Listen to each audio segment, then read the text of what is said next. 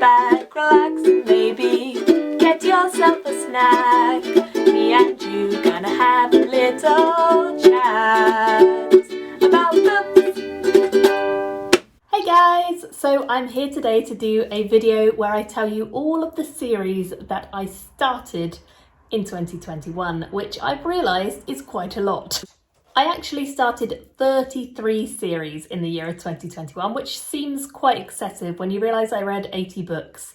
That means that sort of around 50 of them were either standalones, continuations of series, and the rest, the other 33, were something new.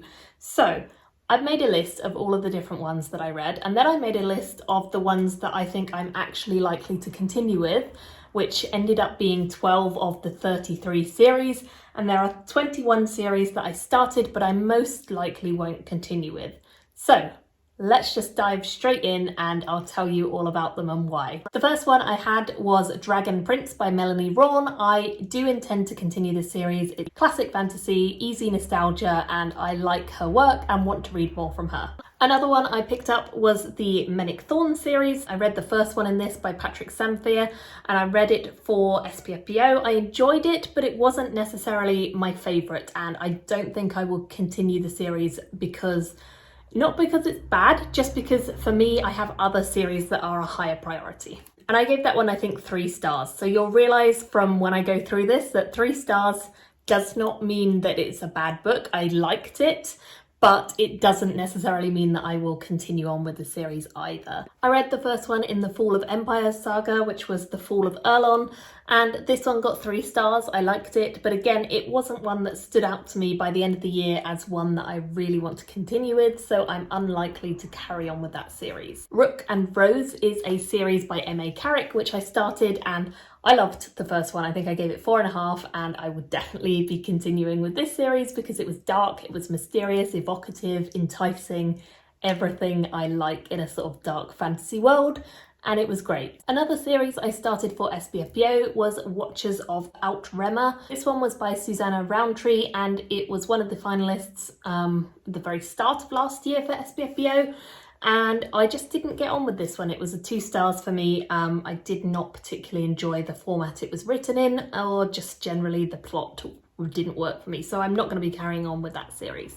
The Obsidian Path by Fletcher, I did really enjoy. I actually read the first 2 in this series, and I gave the first one 4 stars and the second one 3. This is a grimdark series, definitely not for the faint of heart, but it's an enjoyable one, and I will be continuing and finishing the series up. I think the 3rd book comes out this year, and it's about a world of necromancy and dark reborn gods and all sorts of crazy epic high magic hijinks. So I'm very excited to continue this. I read the first one in the Nameless Republic series, and although I liked this, I gave it 3 stars, it just doesn't feel like it stood the test of time with me. It doesn't really stand out amongst the crowd, so I don't think I'm likely to continue this series, unfortunately, although it was a fun read at the time. The Burning series by Evan Winters, I read 2 of these last year and I very much enjoyed that series, so I will be continuing on with that series.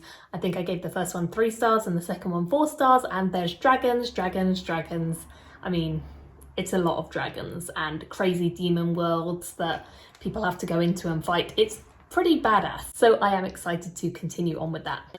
I read the first one in the Enderal series, and I got sent this one for review, and I was just thoroughly impressed by the quality of the book, the production value, the illustrations. Everything was super interesting, and I ended up very much enjoying the story as well, which was all about dreams and otherworldly experiences and how dreams and reality merge. It's a bit of a trippy one, but it worked well for me, so I will be carrying on with that series when the next book comes out. I read the first one in the Burning Kingdoms series, and I thought it was fun. I enjoyed it, but it wasn't one that stood the test of time for me. It was a 3-star read, so likeable at the time, but just nothing special enough for me to want to pick up that next book straight away. I read Here There Be Dragons, and this one really didn't work for me. I gave it 2 stars. It just did not fit what I wanted the book to be, and I just did not get on with the author's writing style. I felt like for kids it just was too dumbed down, and then there were highbrow elements. It didn't work for me. It was a bit of a fumbling mess, so 2 stars, will not continue that series. Off to Be the Wizard. This one was actually a really fun start to a series, but it's also very light-hearted, easily forgettable, and just a series that I think worked really well as a palate cleanser, but not necessarily as something that sticks with me or something that I have a real interest in going back to. I ended up audioing this one and it was fun, but it was nothing special for me, so I don't think I'll carry on with the series. I read my first Juliet McKenna, and this one I read Thief's Gamble, The Tales of Erenin, book 1. I didn't love it. It was good, but it also wasn't great. It was nothing different. And although I said at the start of this video that Melanie Rawn has that like classic fantasy style that just has the nostalgia and draws you in and you like it and you want to go back to it, I think this is a similar thing, but the story itself did not captivate me as much, and I can't remember as many of the details. It was 3 stars at the time, but it's probably not a series I will carry on with. Another one that I'm not going to be continuing with is Between Earth and Sky by Rowan Horse. This one was my first one by her, but again, it doesn't feel like a super memorable read for me. I can remember bits and pieces of the plot and ideas that seemed interesting, but I just didn't think that they were executed as well as I wanted them to be, and I did not have that strong urge to go straight on to book 2, so I don't think I will carry on with that series despite it being a 3-star read at the time. Another one that I will carry on with is the Dragon Spirit series by L.L. McRae. This is an author who I've read before and I've enjoyed her works before, and this is a newer series by her. The first one is the only one that's out, I think, so far, and I very much enjoyed the first one. I just thought it was a lot of fun. I think it might be a finalist for this year's SBFBO as well, so worth checking out for that reason. But I'm definitely keen to read more of her work and continue on with this series in particular. Next up is a repeat author for me, someone I've read before, so it's very likely that I will be working my way through her entire catalogue because I kind of love her stuff, and that is Rachel Aaron, or Rachel Back. She has 2 sort of pseudonyms that she goes by.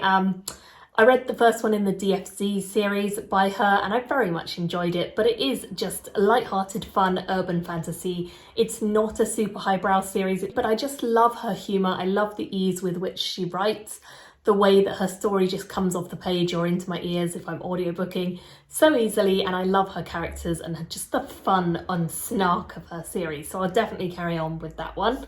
The Gensakai Kagi series, which was by Virginia McLean, this one I really enjoy, and I enjoy this world generally. I've read 2 of the books in this world and I am definitely keen to read more by this author. I think she's a great human and I love her work, so definitely one to watch out for. I gave that one a 4 out of 5 stars, the first in the series, so I certainly want to see what happens next. I audiobooked the first one in the Tales of Inthia series by Effie Calvin.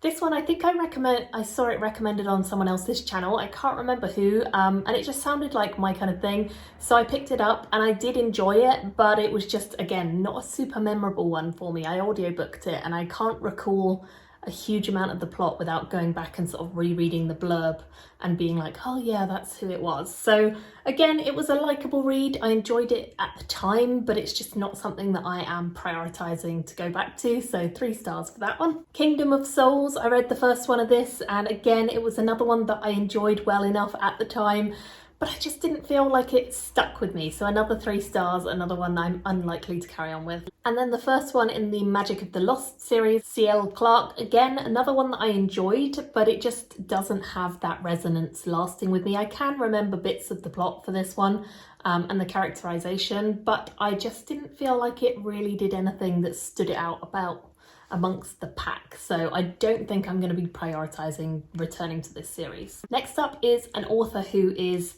one that I very much enjoy for her kind of steamy, dark fantasy. I think that would be fair to say, and that is Sarah J. Maas. I really like the Court of Thorns and Roses series by her, but she started a new series last year, which is The Crescent City, and I think the next one's due out soon. So I'm very excited to return to this. I read the first one. It was a big, old, chunky adult book, and I very much enjoyed it. I gave it 4 stars in the end. It was quite different to a lot of her other work, but it still had the elements that I really enjoy about it, and I'm keen to return to the world and see what happens next with the next book, because I'm pretty sure the ending of this one was high stakes drama all over the place, and I'm keen to know what happens next. I read the first in the Chronicles of the Necromancer series, and I didn't think it was bad by any means. Again, it was a 3 stars for me, but it just doesn't stand out. It's not one that I can recall huge amounts of. I remember it being a chunky little mass market paperback and I enjoyed it, but it just didn't have, I don't know, I love dark necromancy, and I feel like this one just felt a little bit too PG, if that's something you can complain about. But for me it was. I felt like I wanted some really dark, gory, creepy moments, and I just didn't get the atmosphere that I wanted from this series, so I don't think I'll carry on with that series. I read the first novella in the Dead Djinn series. I think it's the Dead Djinn universe. I enjoyed this, but it's a novella series, and I think novellas generally I struggle with a little bit more to get into because they are so short. And again, this was just that, but also I read S.A. Chakraborty's series in the same year, and I think she does a very similar setting with a lot of similar overlapping cultural ideas, but she just does it way more my taste, like so much more what I love in a book than this series. So unfortunately, I think this one suffered a little bit as I read it so closely after S.A. Chakraborty's series, but I still don't think it really appealed in the same way. I think hers was very magic based, very culture based and character based, and this one is a bit more mystery based, which didn't faze me necessarily, but also doesn't really excite me as much as like just a fantastical world and fantastical issues. I don't know, there's something that just didn't work as well about this series despite having a similar setting. So yeah, probably not likely to carry on with that particular series. Another one I started is the Skullduggery Pleasant series. Again, I enjoyed the first one in this. There's nothing wrong with it, especially for a kid's series. It was a lot of fun, but it was just not my cup of tea in terms of something that I really want to be reading right now. I'm really focused on adult science fiction and fantasy at the moment, and for kids books to really pull me in, they have to have something a little bit special for me, and I don't feel like this series had that, so I'm unlikely to carry on with that particular series. Clock of Stars, this one I actually gave, I think, 4 stars to, so I did really enjoy it, but I will say there's a caveat with that 4 stars, and the 4 stars comes from 3 stars worth of book and another star worth of illustrations, because Chris Riddell illustrates the book and he's one of my favourite illustrators. I love his work, I think he does great stuff. So that kind of bumped the rating up. Whereas when I think back on the story, it's a fun story for kids. It's definitely one a lot of kids would enjoy, but it definitely doesn't stand out to me as something super enticing to come back to the world and see what happens next. So I'm unlikely to return there. I read the first one in the Song of Echoes series, and unfortunately this one just doesn't stand out from the pack at all to me. I think I gave it 2.5 stars, something around there. It was fine, but it was not something that really appealed to what I particularly like, so I'm unlikely to carry on with that. I read the first in the Scholomance series by Naomi Novik. Novik is one that I really struggle up and down with. I probably will read more work by her in the future, but I'm not sure it'll be this particular series, as there were issues with this book for me, and I don't love all of her books. I think the only one that's really kind of worked really well for me is the Temeraire series. I've enjoyed that one, but I think her Scholomance series and then also her standalone series haven't all worked that well for me. So she's a bit hit and miss. I gave this one 3 stars, the first one. It was enjoyable, definitely had cool elements and different, but then it just didn't pay off how I wanted, and I don't think it really worked as well as it could have for me. So probably won't return to that world. A book series that I definitely will continue on with is actually sat here, and that is the Nightfall Saga by Peter V. Brett. I love Peter V. Brett's work and I love the world he's created, and I will pretty much read anything that he releases in that world because I just love the world and the characters, and I spent so much time with them now after 5 books in the first series. I think there were also some novellas I've read, and then now the new series is starting. I just will always go back to it. So I definitely enjoyed the first one, although not as much as I enjoyed the Painted Man and that series. I'm hoping it will get better as it goes, but I definitely will read the rest of this series and probably pretty much anything Peter V. Brett brings it out, I will read. The Hyperion Cantos, I read the first one in this series, which I know is a very beloved series, in 2021. I enjoyed it okay, but I didn't like bits of it. It's told through various stories and some of them worked for me and some of them didn't. It's pretty dark in places, pretty grim, pretty raw, pretty highbrow in places. It's a mixture of everything. And I do think I can see where it was an influence for a lot of people. I do think I can see why a lot of people love this series. But for me, it just wasn't enticing enough to go back and continue on. I didn't feel like it ticked enough of my own personal boxes about what I like to read. So I will not be carrying on with Hyperion. The next one that I read was the first one in the Vanguard Chronicles by H.L. Tinsley. This is one of the current SPFBO finalists, so I picked it up for that reason, to see what it was like. And I did enjoy it, but I don't think it's a series that really resonated with me. It's quite a grimdark series. Grimdark's really hit and miss for me. Sometimes I think it's great, sometimes I don't. And it just depends how it's been written and how the rest of the plot around the grimdark elements works out. And for me, this one just didn't have everything I wanted from it. It's a fairly low fantasy setting and it's got some fairly predictable moments, so it just didn't fulfill my fantasy desires in the way I wanted. But I did give it 3 stars. I read the first one in the Earthseed series by Butler and I did not like this. I have read other books by her and enjoyed them a lot, but this was not one of them. I just did not like it. I just thought it was really all over the place and not my personal preference at all. I really enjoyed Kindred by her, so I don't know quite why this one just didn't work, but we read this as a book group and a lot of us found it a bit difficult in places to really enjoy or really find things that didn't bug us or whatever. So yeah, unfortunately won't carry on with that series, although I probably will read more of Butler's work generally because I do have books that I've read by her that I've liked. So I think this is just one of those books that you write off from an author and you go, okay, that one wasn't for me, but they'll probably write other things that are.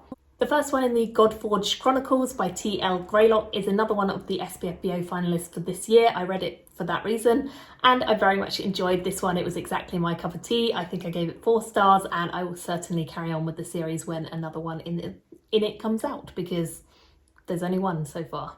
And the final series that I will continue on with is T.J. Young and the Orisha. And this series I very much enjoyed. I picked it up quite close to the end of the year, I think, but I really liked it and I definitely want to know more. It's kind of like Percy Jackson, but it feels like it's got very different focus on the magic and very different focus on the gods who it's referencing. So I really like that and I certainly plan on continuing on with that series as well. So those are all the series that I read, started, chose not to continue with, or am excited to go and continue with. Most of them I haven't continued either because I just haven't had the time or because it's actually only book out in the series so far. I think I started quite a lot of new series or newer series this year where there is not yet another book in the series for me to go out and read. So I will be keeping an eye on these series to see which ones have new releases coming out and hopefully picking them up. I'd love you to pop in the comments your favourite series that you read in 2021. Thank you all so much for watching and I will see you in another video very soon. Bye everyone! Thank you for watching my video today. Go pick up a book, then come back and chat with me again.